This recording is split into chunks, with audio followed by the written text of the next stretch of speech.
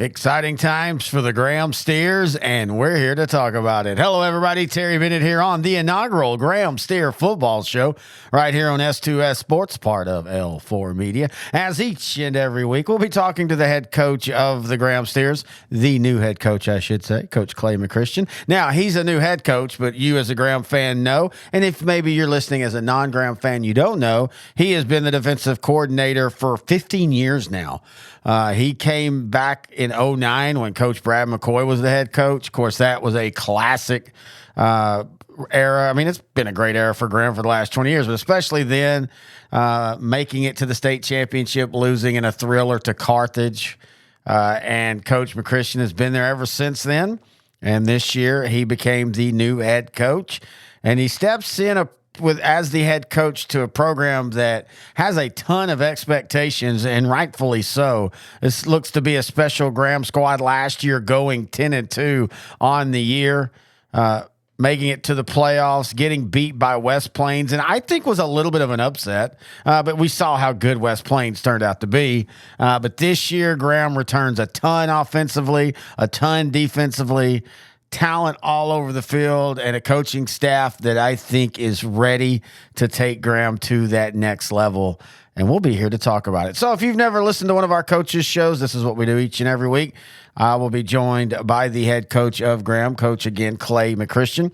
And we'll basically review and preview, talk a little sub-varsity, talk a little bit about him as a coach, his philosophy. Just have a fun time each and every week for about 15 to 20 minutes, just talking some Graham football. This is being brought to you by the Graham Booster Club, but we also are looking for sponsors. So if you're interested in being a sponsor of this Graham football show, please reach out to me. Email me, Terry at S2SSport.com. That's S2SSport.com. You can also text me 469-605-3658. All right, we're going to take a break. When we come back, it's the head coach of the Graham Steers, Coach Clay McChristian, right here on the Graham Football Show. Here at L4 Media, we talk high school football, 4A, 3A, and 2A in Texas. We talk East Texas sports. We talk NFL, guy talk, movie, and booze. We also talk wrestling and so much more. And you can see it all on our YouTube channel at L4 Media Company. Like and subscribe. Terry Bennett back here on the Graham Football Show. Now joined by the head coach of the Steers, the new head coach, but a very familiar man to Graham. That's Coach Clay McChristian. And Coach, first off, congratulations. Your first head coaching job. You've got to be pumped.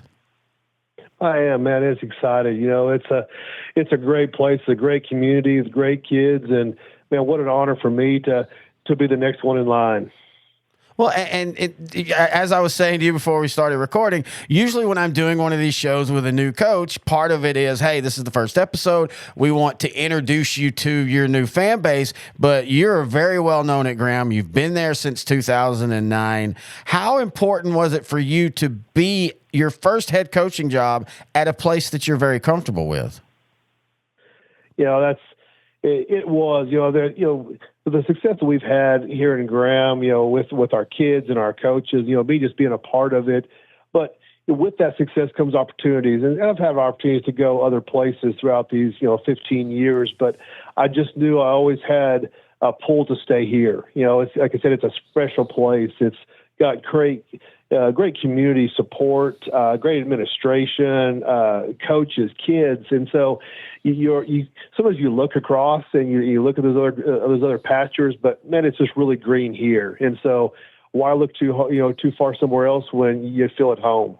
Well, and just as speaking on the football field, you're taking over a program of kids that know you and have known you since the moment they stepped into the football program.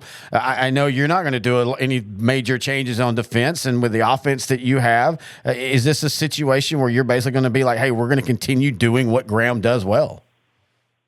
It is. We've had a recipe for success either the last 15, 16 years, and even before that, back before that, Graham's won a lot of games in the last 20, 25 years. And, with those changes, one thing that doesn't change is our good, hard-nosed kids. They want to be coached.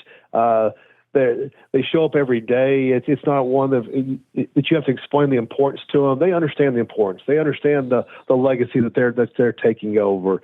And so you look at the opportunity and you see what you got here, and man, you don't have to change an awful lot. You look at it, but you always want to put your own stamp on the program. And the new coaches that we brought in, they have new ideas. Luckily, defensively, I've been the defensive coordinator, so we're going to keep doing the same thing defensively. Offensively, we've got a lot of kids back, but I made one change. I kind of a big change. I brought in our old offensive coordinator that was here back when our initial runs in 12, 13, 14, and then 17. So Casey Dacus, I brought him back. He went down to be the head coach at Navasota. Mm-hmm.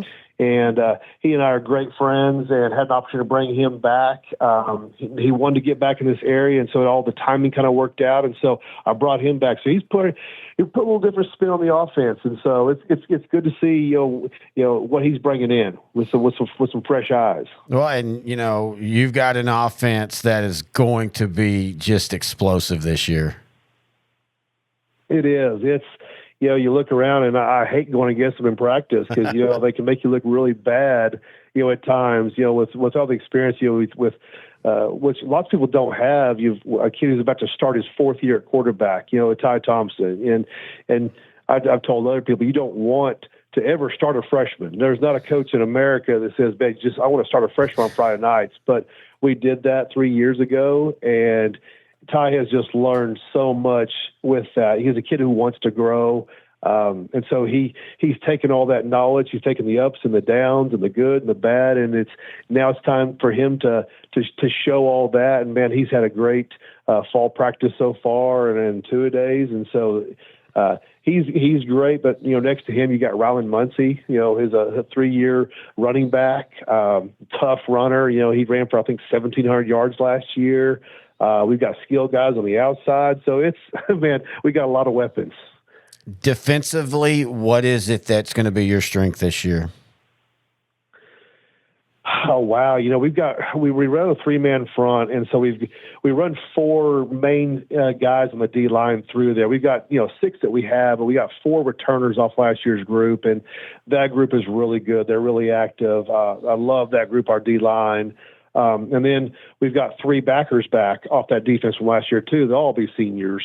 And so that's a big strength of ours. But then we replaced several guys in the secondary.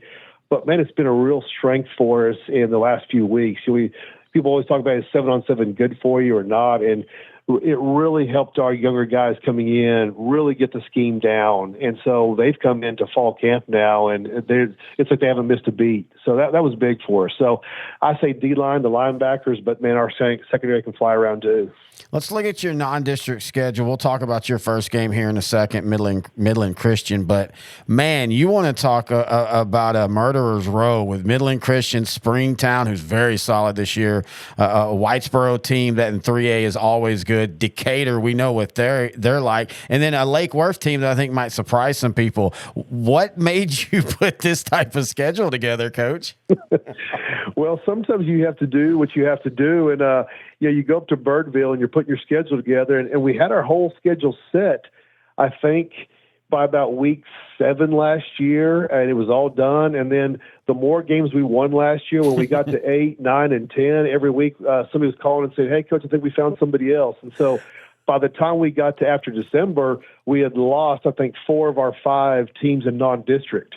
And so by that time, everybody's filled up, and we don't get a lot of phone calls here of people, "Hey, Graham, you want to play?" And so it gets real quiet during scheduling time around here. So we reached out, and it came to where, 2 things. One, you play who you can play, but 2, you also want to get yourself prepared. You don't want to sit there and just put people on your schedule that you just run through. You want to get that challenge. And I think our kids in our community are real excited about our schedule this year because it is tough. There's not going to be a letdown one week. And so you make it through that. Your biggest fear is, getting somebody hurt or injured. But if we can make it through it healthy, there's no telling what the record's going to be. That's what we tell kids. This is big picture. We want to, we expect to win every week, but we're playing good teams. And as long as we're getting battle tested and we're staying healthy, I think a good, strong schedule is going to benefit us in the long run. I genuinely think that's one of the biggest advancements in Texas high school football in the last 15 to 20 years is teams that are really good are more willing to play. And like you said, sometimes it's because you have to, but still playing a tougher non-district schedule, even if you get a couple of losses, makes you a better team in November. It does. And I think our kids understand that. I think our coaches understand that. The people you have to explain that to sometimes is the community, because, when they hear, oh, Graham's loaded, we're not going to lose a game this year. You have to understand is that there's going to be a learning curve. Every week you're going to play good teams that they want to win also, and they're schematically good. And so you may lose a close game. You may get your tails kicked one game, but it's not about the loss itself. It's what you learn out of that loss. And I think as long as you take those losses and you grow from it, and everybody stays on the same path and says, man, stay the course and don't panic. This is a building process. I agree. I think it helps tremendously. All right, let's talk about your first opponent, Midland Christian. They're a team that if they were a public 3A or 4A team, they would usually be a consistent playoff team. They have a lot of talent. What do you see when you see them on film? Man, a solid program. Coach Cunningham out there does a great job with them. They always put together a good team, and it's no different this year. They lost some skill guys out of last year's group, and that's also when you play a team like Midland Christian or private school, you don't know what you're going to get, because they'll get the backup from Lee or this backup from Permian, and so you don't really know what you're going to get when you put them on the schedule. You just know it's going to be a good product, and their strength right now is up front on both sides of the ball. They've got a really solid offensive line and defensive line. They come off the ball. And so it's going to be one of those wars where that's old school football. Usually the person who's going to control the line of scrimmage is probably going to win that football game. They've got a good, solid quarterback. Got a little running ability, throws it well, good slasher running back who can cause issues, and some good skill kids outside. And they execute well. They do what they do, and so it's one of those things that we have to be prepared and do our jobs. But you like it because they're a well-coached team, and so you like that because they should be where they're supposed to be. And so if the game plan works out, we should be all right.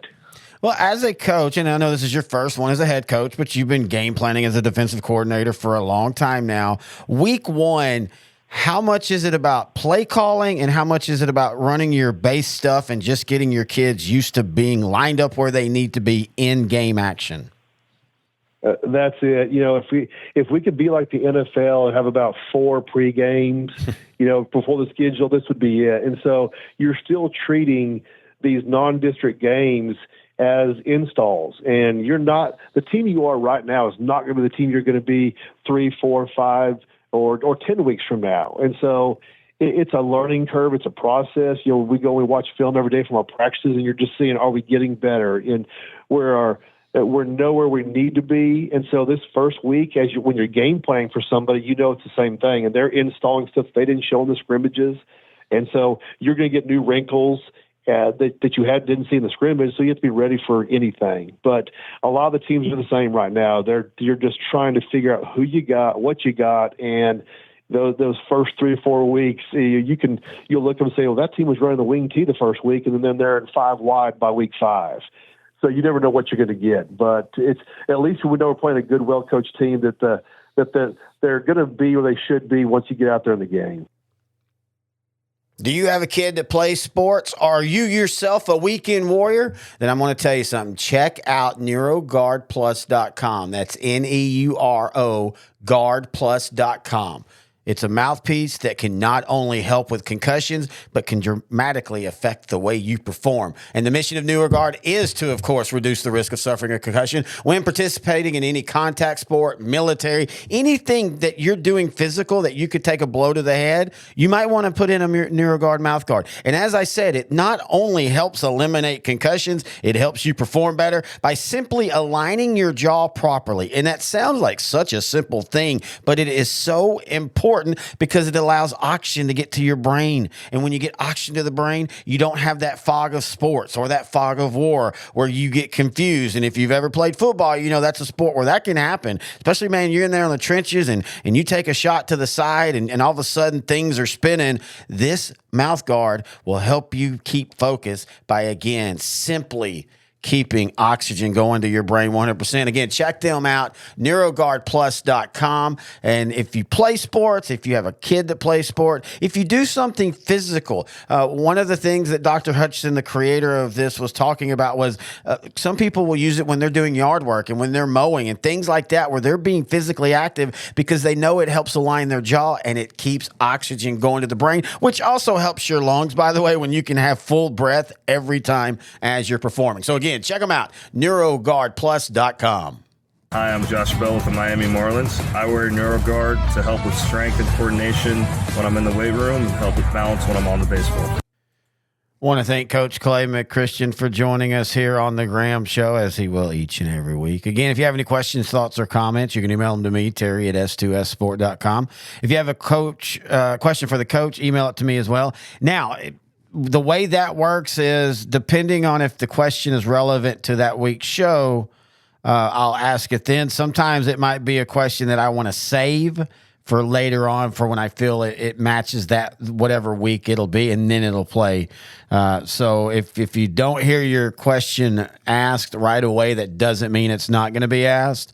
It just means that I'm waiting to save it because I think it's going to fit later on down the road. And also, if you ask a question that I've already asked, I probably won't read it unless it's something that I think can be repeated. But again, just send it in and we'll go from there. This is going to be a fun season. Not just because, Graham is really good, but also District 3 4A Division 2 is going to be really fun. We already have a Brock Eagle football show and a Mineral Wells football show. So we've got 3 teams in this district. So if you want to check out what's going on with the other teams, check out those shows here at S2SSport.com. All of our shows also go up on YouTube. Just type in L4 Media or youtube.com/@ L4 Media Company. And we also do a 4A show that's up now. We just did the Big R's preview show. That's where we picked every district champion, all the playoff teams, who wins state, both Division 1 and Division 2. That's a YouTube show, but it also goes on our podcast platform. But you can find that at YouTube. You can also find it at S2SGrantandTerry.com or on every podcast platform. The audio is always going to be put up on the podcast for you as well. All right. I'm going to play this one this first week. It's going to be interesting to see how they do against Midland Christian. That's a team that's always big, always got some good athleticism. Depth sometimes hurts them, but it's going to be a good way to start out the season. And then, man, the non-district schedule just continues. That's going to be a broken record with this crew this year, is, man, just how tough it is. Every game is winnable, though, easily. In fact, I don't even know.